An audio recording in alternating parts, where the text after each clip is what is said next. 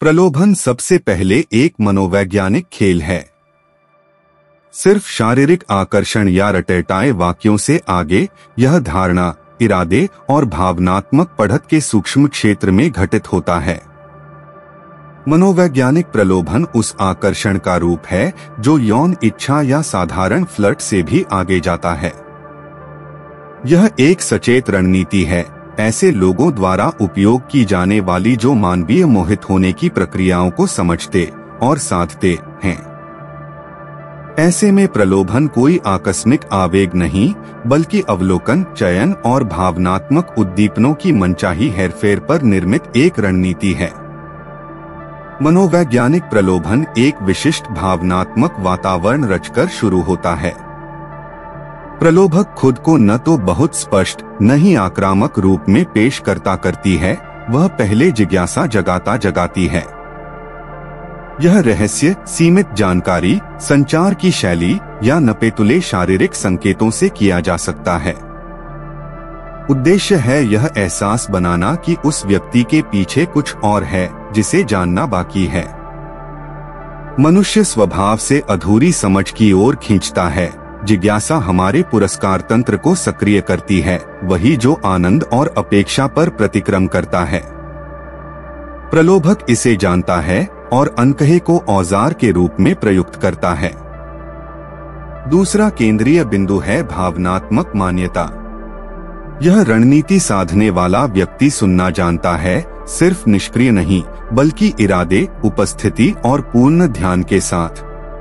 वह सही प्रश्न पूछती है, वास्तविक या कम से कम विश्वसनीय दिलचस्पी दिखाती है और ऐसे जवाब देती है जो दूसरे के मूल्य को पुष्ट करें। मैंने तुम्हारे जैसा कोई नहीं देखा, मुझे लगता है कि मैं तुम्हारे साथ खुद हो सकती हूँ, तुम दूसरों से अलग सोचती हो, ये क्लासिक वाक्य हैं। ये विशिष्टता और कनेक्शन की भावना सक्रिय करते हैं जो गहरे भावनात्मक बंधन के आवश्यक अवयव हैं। प्रलोभन निकटता और दूरी की सूक्ष्म नृत्य भंगिमा पर भी टिका है। आकर्षण का एक सिद्धांत है अनिश्चितता। जब हमें किसी से ठीक पता हो क्या अपेक्षित है, जिज्ञासा घटती है।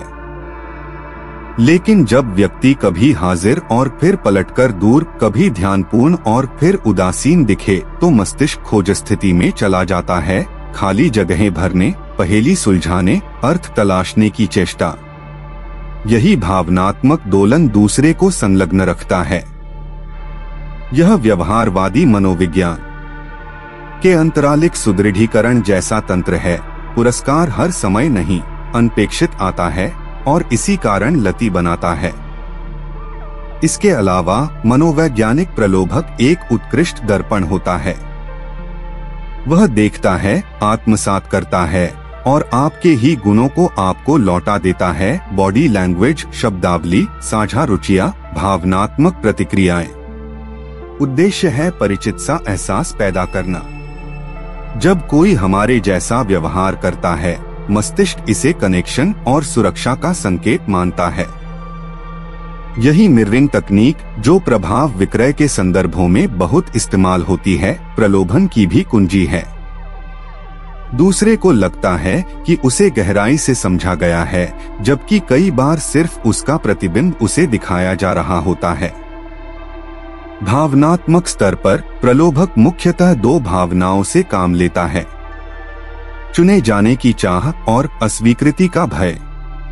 पहली को वह लक्षित रुचि, विशेष पल, आपकी विशिष्टताओं को रेखांकित करके सक्रिय करता है। दूसरी को वह सूक्ष्म दूरी, संशय, प्रतिस्पर्धा के तत्व जोड़कर। जैसे वाक्य, मुझे नहीं पता मैं किसी गंभीर चीज के लिए तैयार हूँ या नहीं, तुम अलग हो पर मेरे अंदर कई उलझने हैं, एक मनोवैज्ञानिक दुविधा रचते हैं। अब पीड़ित खुद को अपनी योग्यता साबित करने, प्रलोभक को प्राप्त करने, उसके भावनात्मक पहेली को सुलझाने के लिए प्रेरित पाती है। यहीं से प्रलोभन रणनीति में बदल जाता है। यह रणनीति सिर्फ प्रेम संबंधों में नहीं, नेतृत्व, बिक्री, लोक प्रतिष्ठा, यहाँ तक कि भावनात्मक हेरफेर के परिदृश्यों में भी दिखती है। यह इसलिए काम करती है क्योंकि यह सार्वभौमिक मानवीय कमजोरियों को छूती है, देखे जाने की चाह, समूह बोध, स्नेह कमी, मान्यता की भूख। और जब ये जरूरतें आंशिक रूप से पूरी होती रहती हैं, पर कभी पूरी नहीं, तो भावनात्मक निर्भरता पैदा होती है। सबसे खतरनाक तब होता है जब अंतिम लक्ष्य प्रेम या बंधन होता ही नहीं, प्रलोभन सिर्फ माध्यम होता है, लाभ, नियंत्रण, शक्ति, निजी मान्यता पाने के लिए। तब दूसरा व्यक्ति भावनात्मक वस्तु बन जाता है, एक दर्पण या मंच जिस पर प्रलोभक की मंशाएं खेली जाती हैं।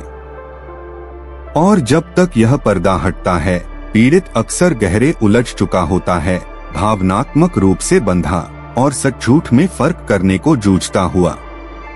मनोविज्ञान यह भी बताता है कि इस रणनीति की सफलता पीड़ित की आंतरिक अवस्था पर निर्भर करती है।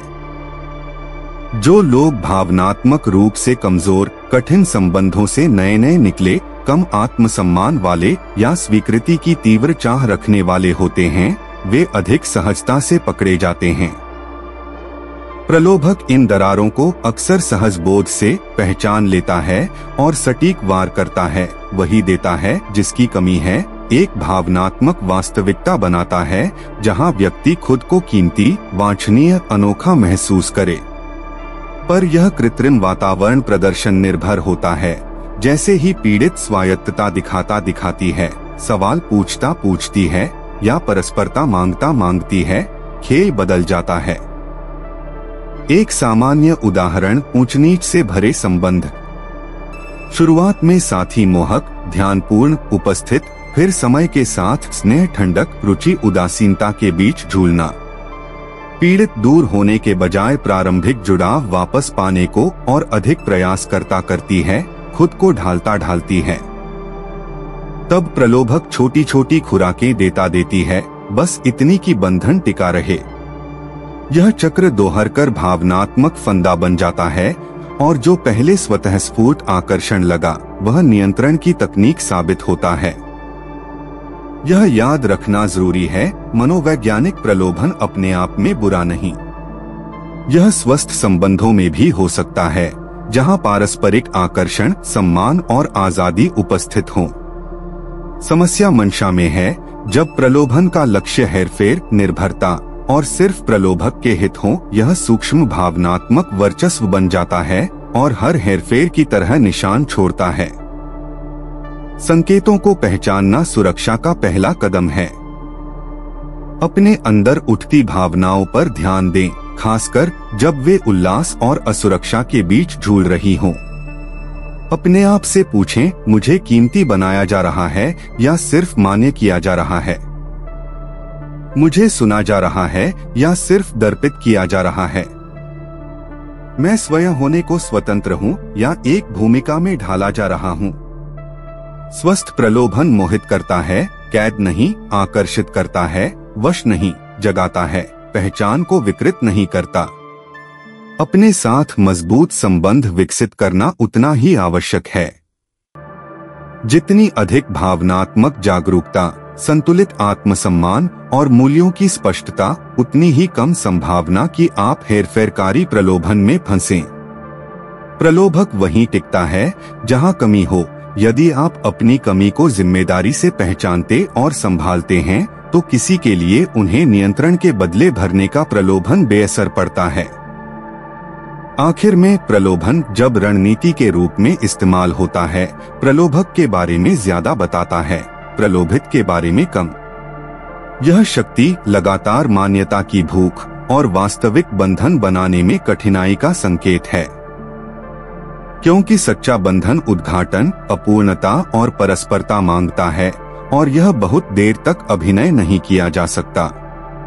आखिरकार मनोवैज्ञानिक प्रलोभन को समझना दूसरे से अधिक खुद को समझना है। सच्चे आकर्षण और भावनात्मक हेरफेर में अंतर करना, पहचानना कि मोह कब खेल की सेवा में लगा है और सबसे बढ़कर स्वचेतना को थामे रखना एक ऐसी दुनिया में जहां हर नजदीकी स्नेह नहीं होती और हर कनेक्शन सत्य नहीं। पर्दे गिरते हैं लेकिन खेल जारी रहता है। देखो, चुप रहो, नियंत्रित करो। मन के पर्दों के पीछे वही सब कुछ वास्तव में घटता है। थिएटर सोम्ब्रियो, जहां कुछ भी वैसा नहीं जैसा दिखता है। अगर मंच ने तुम्हें वह दिखाया जो तुमने कभी नहीं देखा, मौन में मत जाओ। पसंद करो, उनसे साझा करो जो अब भी अंधेरे में जी रहे हैं, और सदस्य बनो, इससे पहले कि पर्दे हमेशा के लिए गिर जाएं।